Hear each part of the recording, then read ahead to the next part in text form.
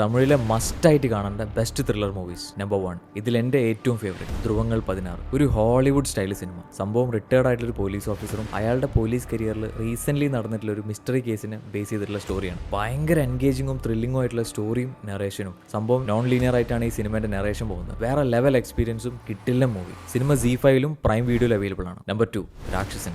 Indian സിനിമയിലെ best 5 thrillers എടുക്കുമ്പോൾ അതിൽ ഈ സിനിമ എന്തായാലും ഉണ്ടാവും. സംഭവം തമിഴ്നാട്ടിലെ ഒരു പറ്റം പെൺകുട്ടികളെ ക്രൂരമായി പീഡിപ്പിക്കുകയും കൊല്ലുകയും ചെയ്യുന്ന ഒരു സൈക്കോ കില്ലറും ആ കില്ലറെ കണ്ടുപിടിക്കാൻ വരുന്ന സിനിമാമോഹിയായ ഒരു പോലീസ് ഓഫീസറിന്റെയും കഥയാണ്. ഭയങ്കര ത്രില്ലിങ്ങും എൻഗേജിങ്ങും വേറെ ലെവൽ എക്സ്പീരിയൻസും. ഈ സിനിമ ജിയോ ഹോട്ട്സ്റ്റാറിലും പ്രൈം വീഡിയോയിലും അവൈലബിൾ ആണ്. നമ്പർ 3, തീരൻ അധികാരമുണ്ട്.